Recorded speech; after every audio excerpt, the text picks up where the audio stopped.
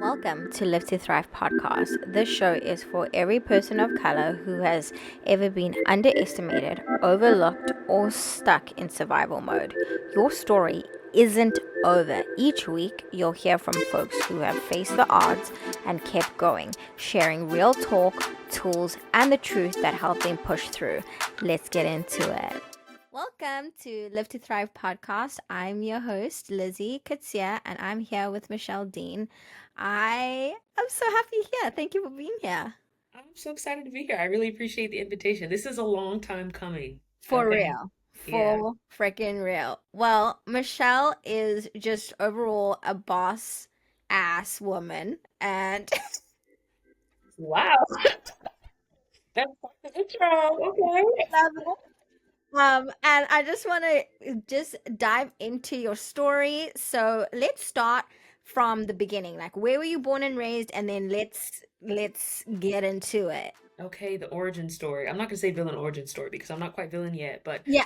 I was born in northern Georgia. My dad was in seminary, but I'm Haitian-American, so my parents had my three sisters in Haiti. My family moved to Georgia for my dad to go to seminary, and I was born there. Hmm. Shortly thereafter, we moved back to Haiti and then back to South Florida. So I spent the majority of my life in Broward County, 954 stand up. No, just me? Okay.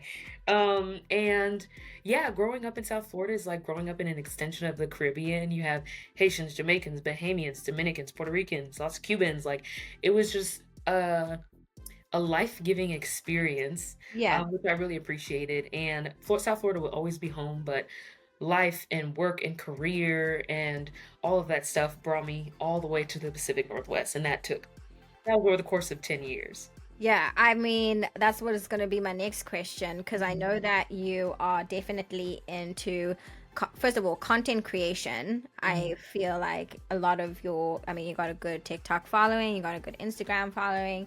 So, what got you into content creation? Okay. Well, my career has been in marketing. Mm-hmm. I studied public relations at the University of Florida, and then shortly thereafter, I worked in ministry as a communications director for a church before going to business school at Georgia Tech, where I got my MBA and then went full time into brand management for a large consumer packaged goods company, and then eventually I ended up in tech. Mm-hmm. Despite my background in marketing, I never viewed content creation as a my content creation as a form of marketing. I remember back in whatever year it was, 2015, 2016, I was making Snapchats and hundreds of people I didn't know followed me. And I was just like, why are y'all, this is for my friends. Y'all do not need to be following me on Snapchat. Like, just really being silly, goofy, sharing my personality. I really enjoy making people laugh.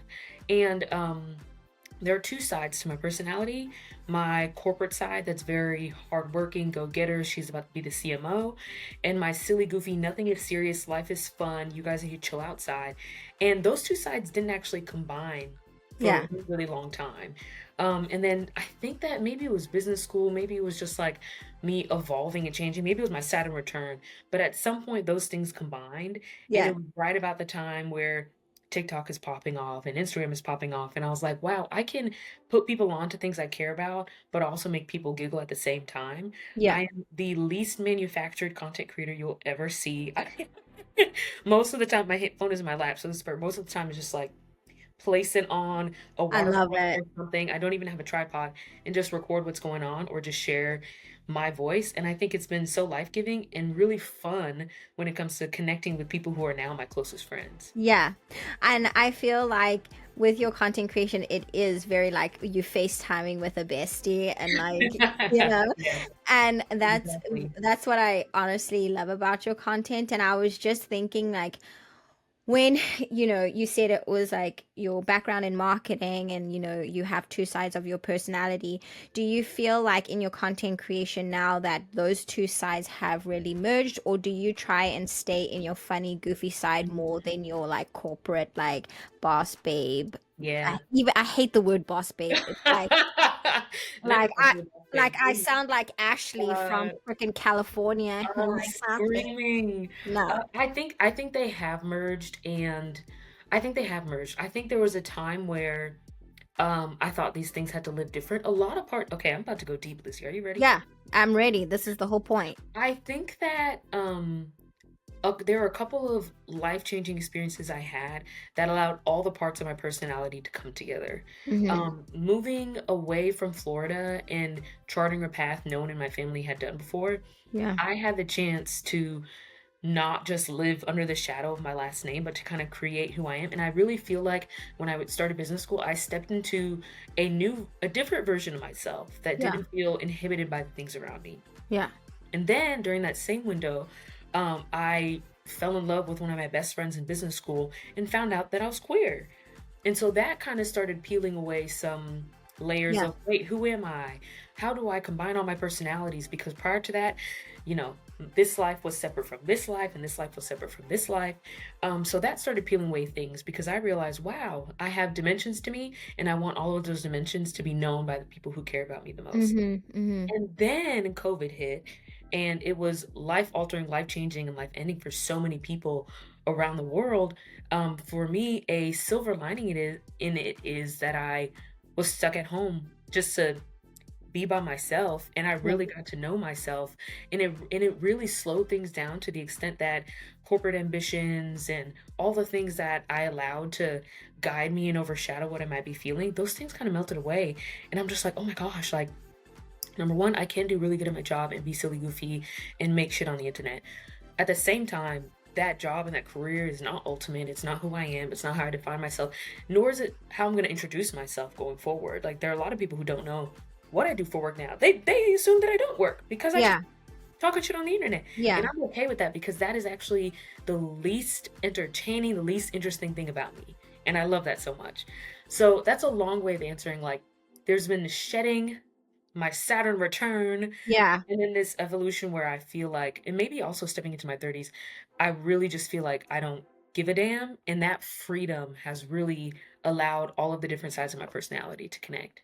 Oh, you're like preaching to the choir. I actually got like chills because I Oh. feel like when you said that you were got to a place where your corporate job wasn't the like your identity. I Hmm. think that sometimes we get into that, like for me, I think sometimes I'm like, oh, it's work, work, work, and then everything that I'm passionate about like takes the back seat because I'm like, I'm in corporate America, I need to get this, that, I Hmm. need to get this promotion.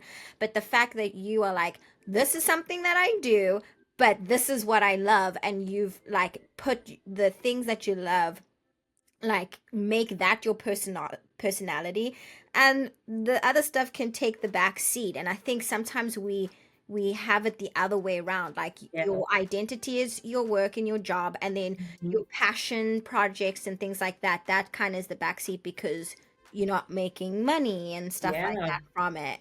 Yeah, 100%. I feel like it is such there comes a lot of privilege with having a corporate job. I Yeah. feel supported, I feel stable. I and that privilege also included the ability to separate myself from a corporate job. And so yeah, I think you're 100% right. Like my hobbies and the things that give me energy have become the center of my life Yeah. as much as it can be because again, the checks still have to clear. So, um yeah, I think it's been a really strange evolution, but Yeah. super life-giving for sure. I love it. And I know that you started a new project or a new Yeah. passion project that I really want to dive into. I want to know, what is the name of your coffee Empire. shop? Empire. Like, Well, our coffee bar is called Bonhomie Coffee Bar. It's spelled Bonhomie. Bonhomie is a word in the English language that's borrowed from French, and the definition for bonhomie is cheerful friendliness. And backstory there is I worked at a coffee bar in business school, really loved the experience, and thought, man, I really think my career is going to overlap with coffee again, but I don't know how. Literally immediately I went and started working for a large corporation and doing all this brand stuff and yeah, whatever. But at the same time, my hobby persisted. My roommate from college had got me an espresso machine, so I was making coffee at home and trying all these flavors. And then about a year and a half ago, I started trying to translate my Haitian culture into the language of coffee. I was like, well, these flavors that I love so much, I feel like they go hand in hand with coffee. Like, what can we do? And I started posting about it online. Again, chronically online, chronically oversharing, and I really appreciate Love it though. No, I appreciate that that's what I did because it was like a snowball effect. I'm Yeah. posting about making crema syrup. Cremas is a Haitian cocktail made with condensed milk, coconut cream, lime, rum. And I was like, can I make a dairy-free, non-alcoholic version of this that would taste good in coffee? And I did. And Haitian mocha, Haitian hot chocolate feel immediately when I think of the taste, it makes me feel warm. It makes me feel at home. It reminds me of my mom making a massive pot of it. And there's also this grit to it because my mom would shave down the chocolate and she Yeah. would serve it with Haitian bread. Like it is such a warm feeling. I was like, can I translate that into a mocha sauce made with Haitian chocolate, star anise, cinnamon, almond extract, and all the flavors that, remind me of home. And I'm posting about it online. I'm sharing it with strangers and friends, and people are like, let me get into this. And I have a partner who really believes in me. So Victoria is seeing all of these. My wife Victoria is seeing all of these people comment on it, and she's like, "You should just like host an at-home pop-up." Because I kept talking about it. I saw Yeah. people online doing it, and I was like, "I want to start a coffee business one day. I don't know what it's going to look like because I have this job to take care of. What's the deal?" And so we just invited some friends over to try the drinks, and I posted about that at-home pop-up and a local Seattle business, Food with Roots, reached out to me and they're like, "Hey, we're gonna have a Sunday or Saturday market in November. Would y'all want to be our coffee vendor?" And I'm like, "Oh my gosh, okay, whoa." The really cool thing is, the owner said the reason why he was attracted to our video was because he saw we bring people together. And I was like, "Oh my goodness, like I'm literally getting shivers. yeah, literally. And that conversation and that realization became a really core part of our business. Our core goal is to bring together Bon Moon, which means good people in Haitian Creole. And that's on our sweatshirts, that's on our hats. That's something that like it's a charter that I don't think I can ever release. Like if one day someone's like, we can, buy out your coffee shop, you can get $1 billion. You still have to run it, but hey, it's gonna be something where you're never gonna see another human again. You're just gonna like make coffee in a factory and serve it through a window. I would not want that because the people, the experience, I don't know, the gathering, the interest in culture, like that is what gives me energy. And so it kind of snowballed from our at-home pop-up to a market to a residency in South Lake Union, and now our mobile coffee bar is situated in Pioneer Square. And so a local record and plant shop reached out and was like, "Hey, we want coffee service inside of our space. Here's a space. Do what you will with it." And we're like, "Oh my gosh, okay, yeah, yeah, we'll do it." So that's how Bonhomie was born. It's been a little under a year since we officially like became a business, but it has really been a whirlwind. Wow, I'm not even kidding. I get to this because it's so awesome to see it grow over social media. Like, I feel like I've been so busy and I've been wanting to. I was supposed to come to your at home pop up, but your girl was traveling. Oh, traveled too much. But Extremely. yeah, I'm definitely wanting to come by and support. Yes.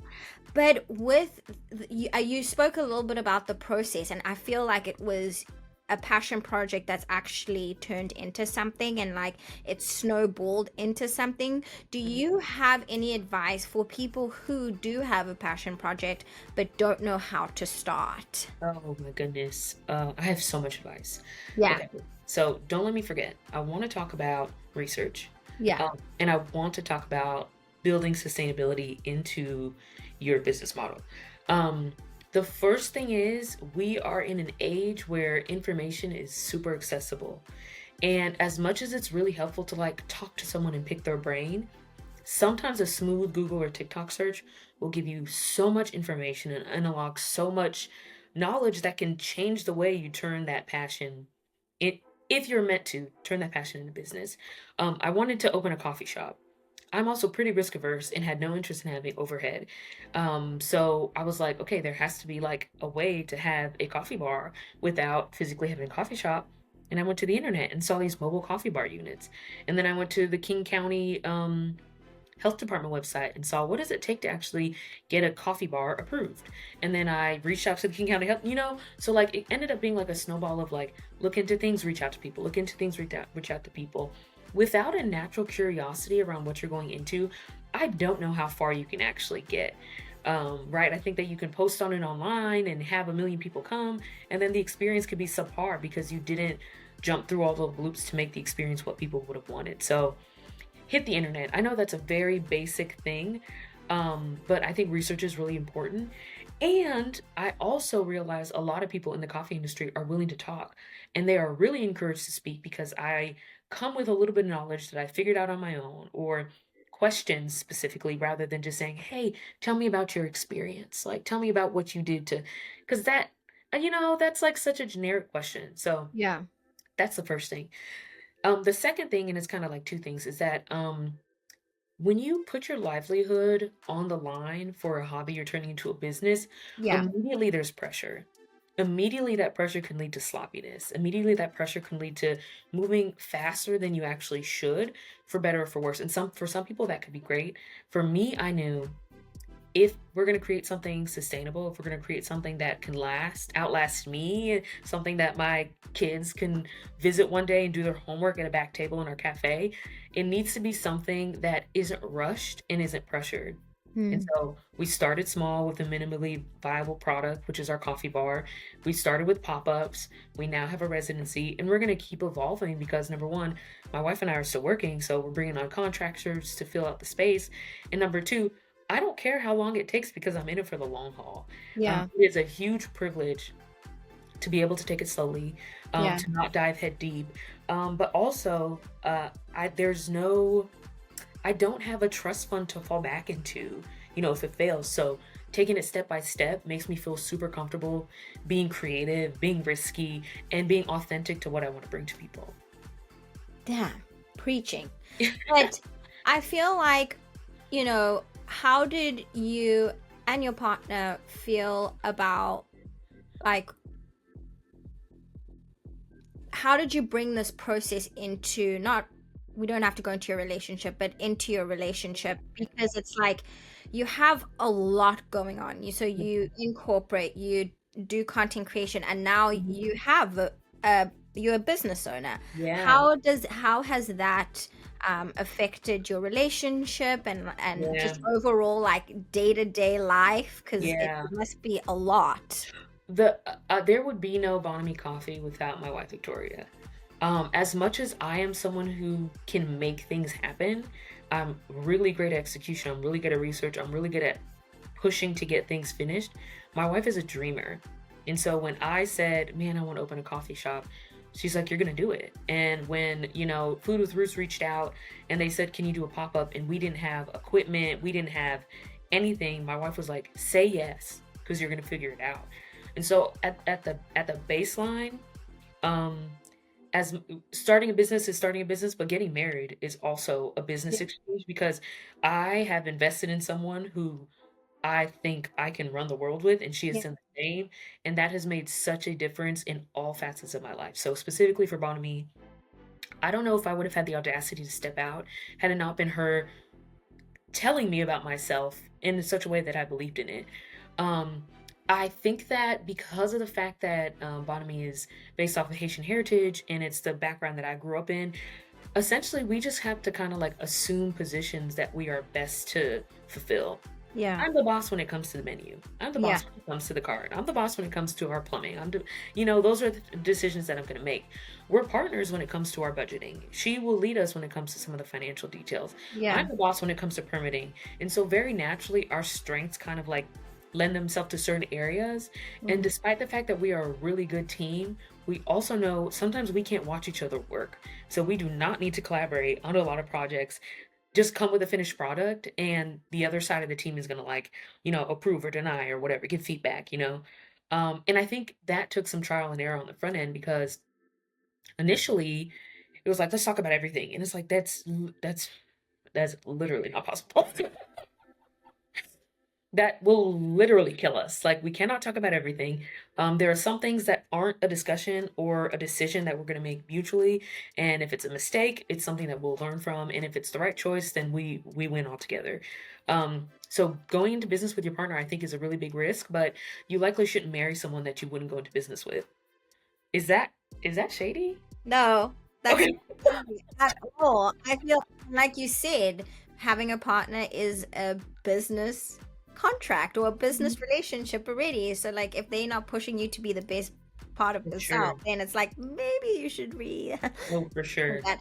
But and as you know, as a black woman in the coffee industry, I do not know the coffee industry. Is there a lot of diversity in this industry, or is it, Yeah. because if you have any insight Yeah, on yeah, that? I can't say I know everything about the coffee industry. I can say that it's very particular, peculiar that so much of the coffee that's consumed in the world comes from the African continent. Yeah. And when you look around the coffee industry, some of the larger events like the specialty coffee events and things like that, I think that Black people and Black women are very underrepresented. Mm. And that is very interesting to me. Lucky enough, we're in Seattle, and there's a handful of coffee shop owners and roasters who have really welcomed us with open arms. It's been so cool to work with David from Haiti Coffee. He roasts Haitian coffee locally in Seattle, which is like such a win for us. And they are a roaster. And it's been so amazing for him to pour into our business and really care about what we have going on. And that's been super special. Or Yeah. when we first decided to open our coffee bar, we got on an like over an hour call with Ephraim from Boom, the owner of Boom, and he just kind of answered any question that we had and really had a fruitful discussion with us about like what it looks like in the coffee industry in Seattle.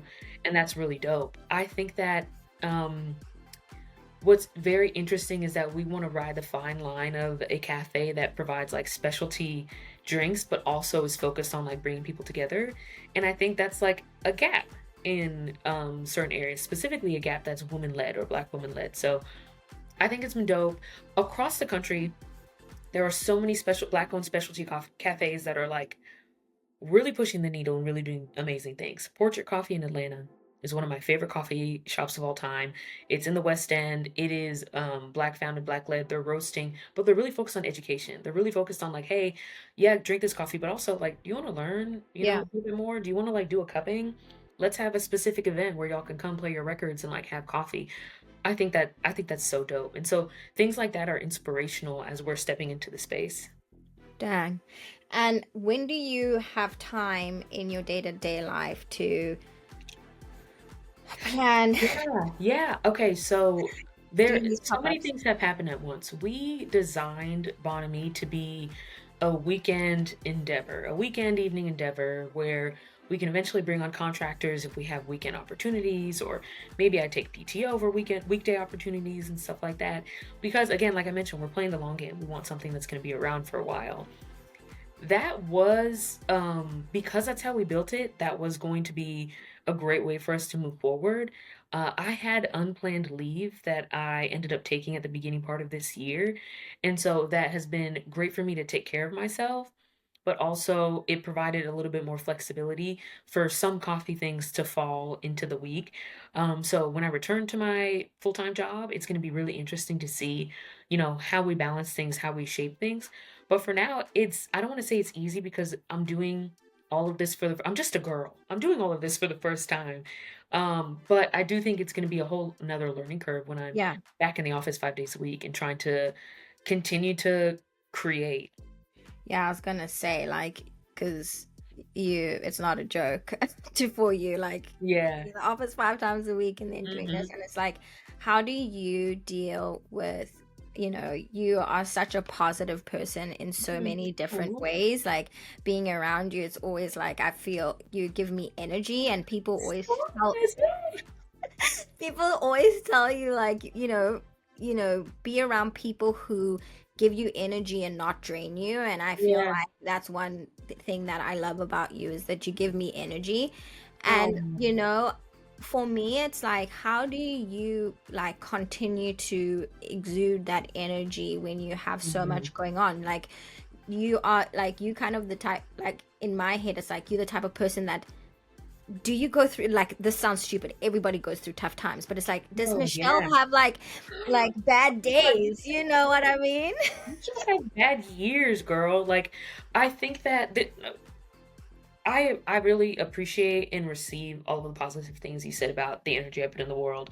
I love to make people happy. I love Yeah. to build connection. I don't think everybody should needs to be my friend, but I want everybody to have community they can gather with. So like Yeah. with what I'm doing, that gives me a ton of energy. I am also, as I mentioned, just a girl, very human, working in a high-paced, really stressful career. So I absolutely have rough days.